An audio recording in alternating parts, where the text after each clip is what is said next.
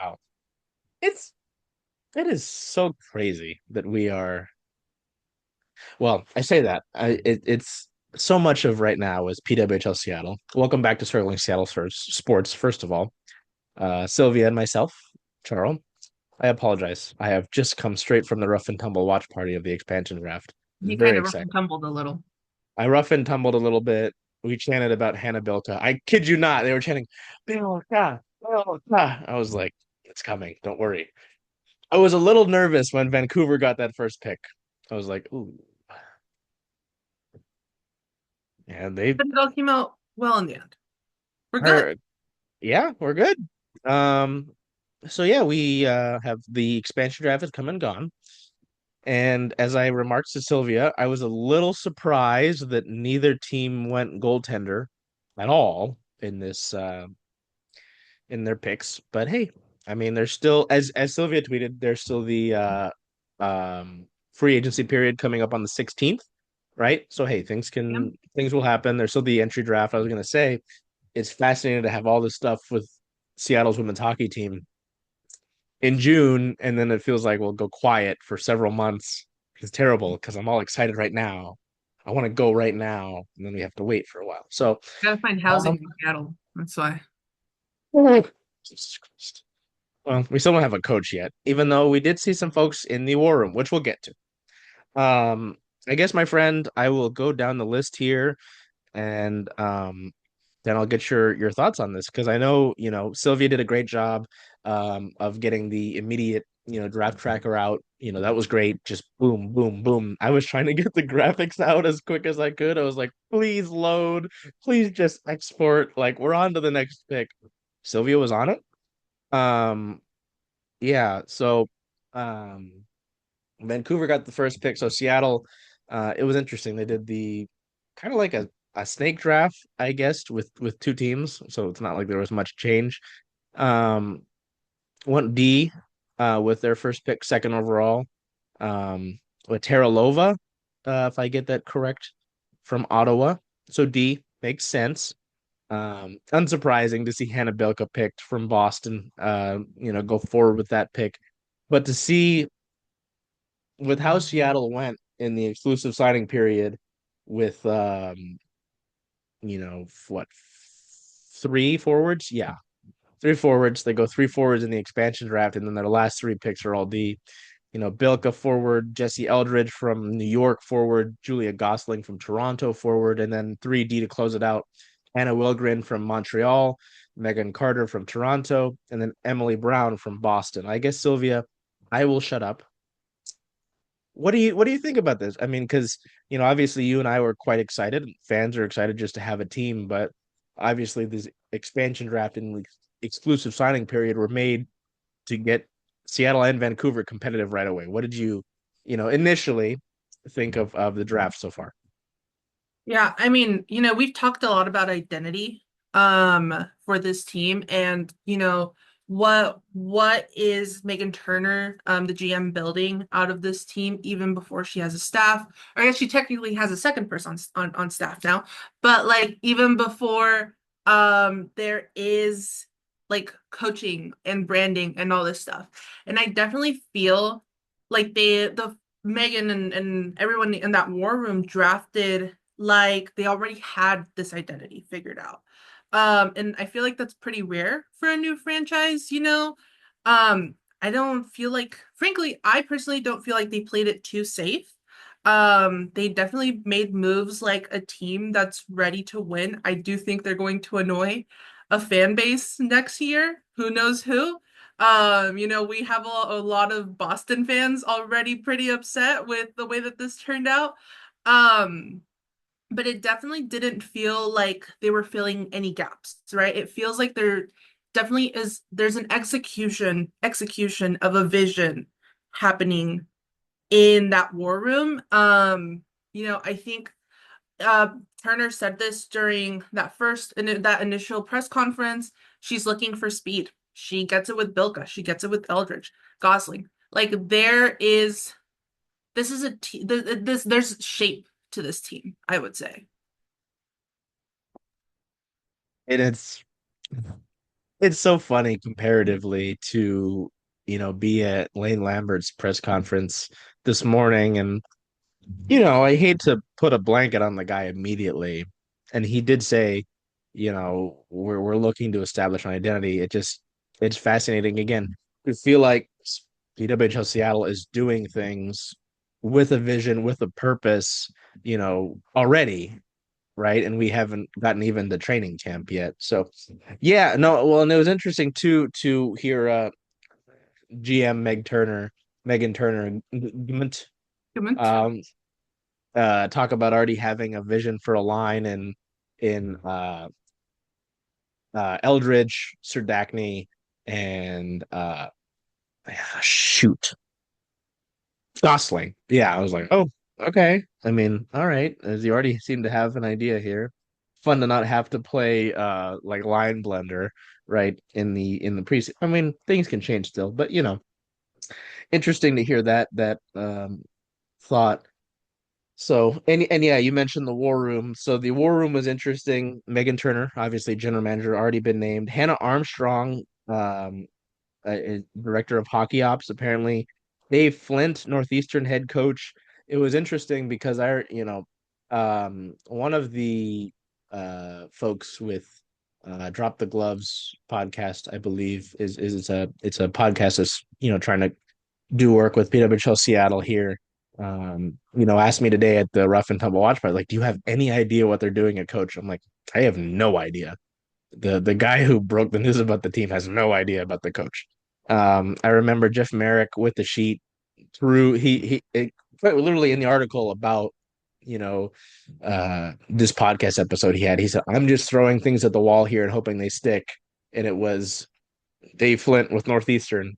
Sure enough, who is in the war room with GM Meg Turner, but Dave Flint. So I mean, obviously that's not official yet. As far as I'm aware, I don't have a press release in my inbox. Silvia might. I don't. Well, Um, I mean, no, I don't have a press release. Let me start by saying that. I will say one thing that we do get with in women's hockey, that is just not seen in the other professional hockey league, is that we have a lot more people to pick from, I would say. It's not the same like six guys that are just going from team to team, Mike Sullivan going from the Rangers to the Penguins to the Rangers and things like that. So like it makes sense. And I think, frankly, I like the fact that we don't know who it could be, that we have no idea who they're going to yeah, bring up, because it means that there's a pool, there's choice, and it's not going to be like the same, again, six people over yeah, and over. absolutely. I mean, I expressed that thought actually to the folks I was mentioning with the Gloves Off podcast. I was like, it's nice to not have to think, okay, here's your set pool of, not necessarily guaranteed, but basically guaranteed, right? Who you're gonna have to pick from. It's like, okay, here's what you got, you know. So yeah, no, I mean it's wow. It's interesting. And then, oh, it was really cool also. Caitlin Parker, a Kraken player development consultant, was in the war room as well. I've seen Coach Parker around KCI a few times. So that's cool to see. And it's interesting to see sort of the intersection um of the Kraken and PWHL Seattle. Because again, I've expressed it. Sylvia's heard it. I'm not trying to be like, oh, men's team, women's team, here they are, same. I'm like, no. Um, I'm not trying to do that without due cause, because at Lane Lambert's presser this morning, the question was asked, like, because Lambert comes from a Toronto market where they have the Leafs, tragic, and the Scepters, sadly also tragic. Um, who, I mean, can you imagine, being the Leafs and then being a Scepters fan and also losing Sarah Nurse? Like, I would be in shambles right now, honestly. Glad it's not us. Yeah, it couldn't be me. Could it be me? Um, I don't know what to tell you. uh, the question was basically asked, like, how do you support, this team that's coming in here? It was interesting to, this was, I think I'm sure you heard this on the post draft Zoom that they had, Sylvia, but they talked about, general manager Meghan Turner talked about, getting words, exchanging some talks with Jason Botterill, with the Kraken, and Ron Francis. And Meghan Turner said, "Oh, maybe share some insight once the roster's finished." I was like, maybe don't share roster insight with Ryan Francis because, You don't need those cooties. yeah, I'm like, we're good, dog. We're all so. Good. No, it was cool to see the war room stuff. Truthfully, I was trying to get graphics out, so I didn't really look at the war room too much. No, I mean, I think you make great points about identity, and it's just nice to have identity and have this idea of what we're going after, right? Because I hate having to play the guessing game. Like, oh, do you know what you're doing? Do you know what you're trying to actively pursue? Um, so I guess I guess I'll ask this. Are you surprised that neither team took a goalie? Because there were some solid choices I thought available.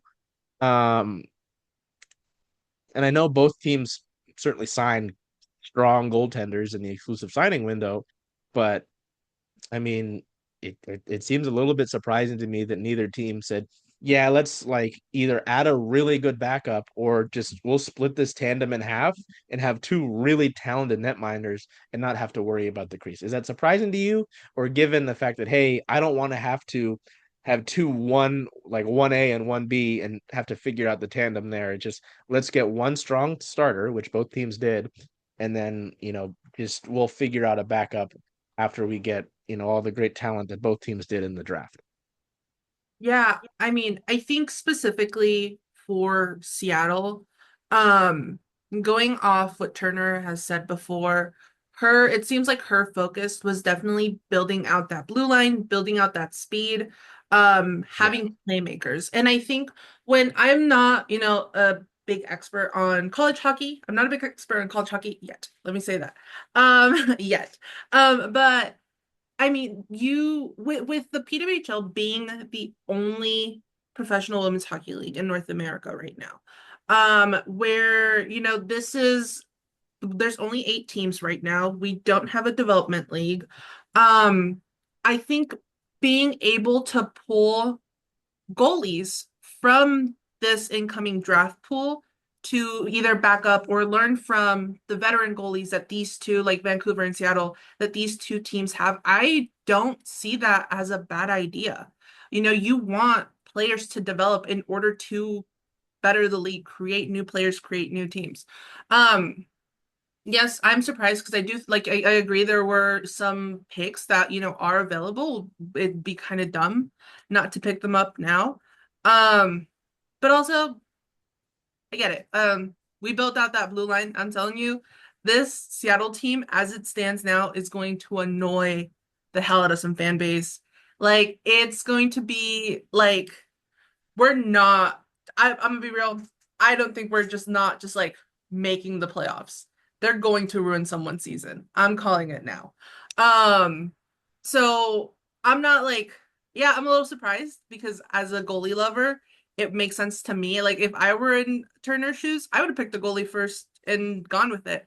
Um, but there's a vision here. I don't understand the vision, but I'm willing to follow it. Yeah, no, that's fair. Um, yeah, and I mean, you keep talking about that. Like, it was a little bit interesting to go into the expansion draft and just have Caleb Barnes and be like, all right, fuck it, we ball. Um, but like, yeah, you talk about the speed. It's just, I think maybe it is me not, at least hockey wise, right? Not being used to having a set vision, having a hey, I know what kind of players I want to have in a system, playing for me. Meghan Turner talked about on the presser, having players like player toughness, right? And stuff like that. So I don't know. I guess it's maybe foreign to me. I haven't really had a general manager. I don't want to get in Ever? trouble. That, but also just like to seemingly have a vision and like you said, I think execute it is key because it's one thing to say, "Oh, I want to build this and we want to do this." It's like seeing it in action is another thing, right? So yeah, it is kind of funny to piss off Fleet and Sirens fans seemingly, and they did that. They pissed off Sirens fans in the exclusive win with Carpenter and Schroeder. So Yeah, I will say with that, going back to Turner's vision, Mm. It's and you know, you're saying we've never had a GM like that in this sport in Seattle who is committed to that. I frankly, I was a little surprised because you know we were there. We watched that virtual Zoom where she said, "I want players who can communicate. I want leadership. I want speed." She has, and she wants player buy-in, right? She has Yes. that leadership. We've talked about this. Carpenter and Knight, and pretty much everybody on that team. I'm pretty sure a majority of I could be totally wrong. It's been a long day, but a lot of those players have had leadership positions, if Mm. not within the PWHL, Team USA, or in their NCAA time. Um, the other thing that I think is really important that came out of the expansion draft was Wilgren being able to reconnect with Caleb Barnes. Yes. Because that, like, you have that cohesion already. You have that ability to communicate on your blue line already. They're familiar with each other's games. They're familiar in the locker room. There's, you know, you're gonna have that buy-in because like they're coming to a new city together. And I think that's incredibly special. We have Bilka rejoining Knight as well. You're balancing that, like, you know, again, talking about that veteran leadership with this re-emerging talent. They know each other. So Unfortunately, that is where the recording ends. Sylvia and I talked for at least 10 more minutes after that. But unfortunately, I don't know what went on with the recording we did there. So I just have to kind of go through what happened through the end. Yeah, last thing was talking about Sylvia mentioned, the communication on the blue line. That was big. I was surprised that Anna Wilgren had fallen to Seattle, honestly, in this expansion draft. So, was excited to talk about that. Um, and from there, I remember asking, it was like, hey, were you surprised by any of these picks? And she said no. Um, it was kind of interesting to see, it was the end of the discussion ultimately. Um, to round that video out was talking about, because I asked, I was like, hey, yeah, did any of these picks surprise you? I mentioned how maybe some of these selections that were made were a little bit surprising to me, just because with both teams we didn't see a goaltender picked. Neither team picked a goaltender in the expansion draft, and there wasn't as many sort of, I guess, more popular names or well-known names per se taken. And Sylvia said, "Well, that might be true." Sorry, there's a picture frame out of focus. Um, but oops, hello. Oh, the biggest thing Sylvia took away was, this being a team and working into looking at how many of these players that Seattle signed in the exclusive signing window and took in the expansion draft were leaders at some point in their career, whether it was at the collegiate level, professionally in some league that wasn't the PWHL, or obviously in the PWHL as well. So yeah, I mean, I'll just echo some of the sentiments I think that I remember saying in last night's recording. Um, I was really excited for Hannah Bilka. I had known that there was some discussions with Hannah Bilka in the exclusive signing window. It did not play out for them to sign her in that window. Instead, they take her in the draft. So it works out either way. You get a young, talented forward. Just really fascinating to see the amount of talent that both teams have. I saw a lot of folks who are interested to see Seattle. I know Boston Fleet fans and New York Siren fans aren't really happy with Seattle, and I understand that. I think that's fair. It's also interesting to see the forward power that Seattle has. I think I mentioned it might have been in that clip, in the recording that's still available that you've just seen already. But General Manager Meghan Turner did mention thinking of a few lines already, like Sir Dacney, um, Eldridge, and Gosling being on line, Julia Gosling and Jesse Eldridge going along with Danielle Serdachny.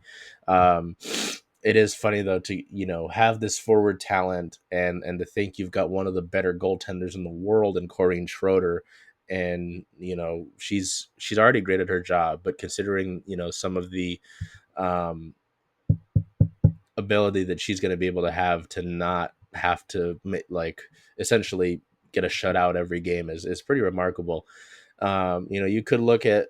I know that General Manager Meghan Turner mentioned that Gosling, Serdachny, Eldridge line, but you could look at it. You've got Hannah Bilka, Daniel Serdachny, Hillary Knight, Julia Gosling, Alex Carpenter, Jesse Eldridge. I mean, that's a remarkable top six to have if you're Seattle. So, I mean, they're going to be really fun to watch. It's really exciting to take a look at this um, and see what Seattle's going to be able to do. You know, to think that you've got picks from, I think, four of the top six picks in last year's draft. Um, it's pretty remarkable. And to get Emily Brown with your last pick, someone who, in talking with our friend Lydia Murray from the Ice Garden, talked about how that's an underrated defender, someone to keep an eye on for Seattle, and sure enough, she was taken by Seattle. So it's all very exciting. I believe we mentioned as well the folks that were in the room, and Caitlin Parker, who is a Seattle Kraken player consultant, Dave Flint, who's Northeastern's head coach, so you have to wonder if he's going to be the head coach of PWHL Seattle. And the other, I can get this. And I believe I already said it in the clip that was said. It's tough because we recorded this, and we had some fun celebrating at Rough and Tumble, so I had a little bit of fun last night. Hannah Armstrong, who was previously the manager of hockey operations with the Ottawa Charge, seems like she's joining Meghan Turner in Seattle. So I'll just say this: if you're a Seattle fan, you have a lot to be excited about with PWHL Seattle. With the forward group that they've got, the forwards are going to get a lot of attention, which I've talked about already. Your blue line is going to be very fun and exciting. And to look forward to that, to just have a team in general, but to have a team that's seemingly going to be very competitive right away is obviously thrilling for Seattle fans. And you're not going to have to go to any outrageous lengths to either go and watch them in person at Climate Pledge Arena and at the Kraken Community Iceplex in terms of their practices. But also online, depending on what happens, if there's an American rights deal, now you've got another American market. But I mean, if not, you're still on YouTube. Anybody can access YouTube. So, it's really fun. It's really exciting. I'm already, really thrilled about it. Like I was remarking in the beginning of the video, excuse me, it's really feels like PWHL Seattle overload to have the expansion draft, the exclusive signing window, the free agency starts on the 16th, and the entry draft all in the month of June, and then it feels like we'll go quiet until potentially training camp. So yeah, I hope you enjoyed it. We're trying to do a lot with our PWHL Seattle coverage. We've been at all the media availabilities that they've had. General Manager Meghan Turner, the player availability they had, last night's post draft press conference. Silvia's done a great job, a really, really great job of getting on the player profile. She had our live draft tracker last night. She's got another article that I need to edit this morning. And considering everything going on in the world, Silvia has done an amazing job. Truly remarkable to push through and be doing what she's doing. So, I just hope that we can provide as much content of this team that, the fans will want to document the history of this team. Because again, we're starting from year one, day one, considering that we broke the news of this team. So, yeah, man, till we see you next time, take care of yourselves, be well, do whatever you can to make today a great day.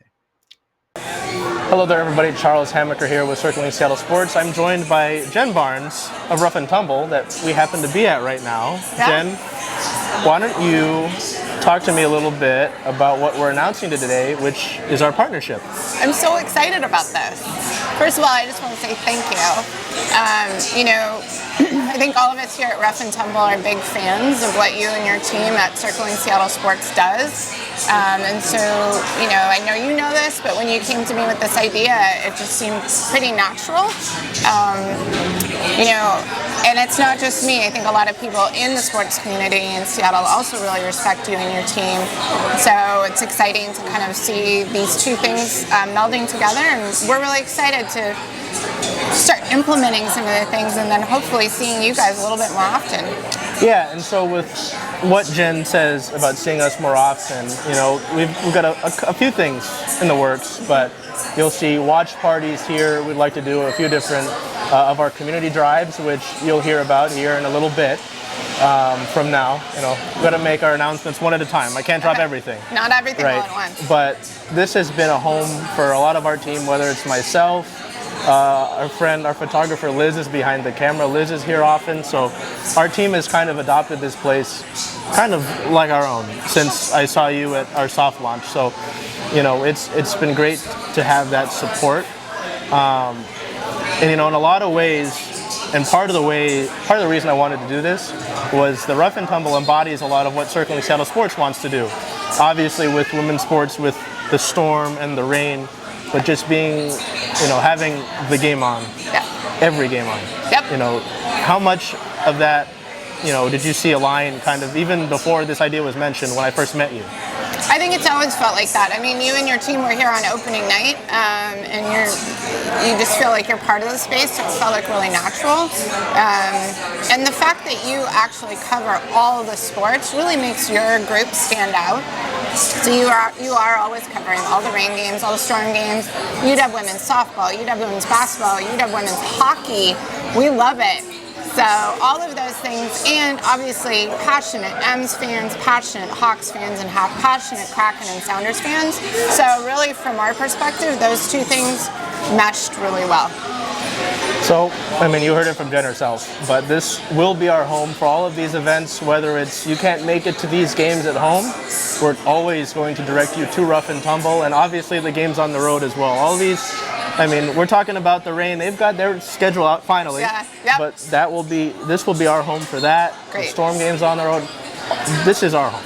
Yeah. For all intents and purposes. I love it. And when I mentioned it to Jen when I first had this idea come up, I had this idea come up wearing a pink wig. Yes, you did. Ahead of Meghan Turner's final regular season home game for the Reign this past year. Yeah. I told her it's because I wanted this to feel genuine. Yep. I wanted a connection to feel genuine, and it does. Yeah. So that's what this is. Rough and Tumble is the home of Circling Seattle Sports, and I'm so excited to finally announce this partnership. I can't wait.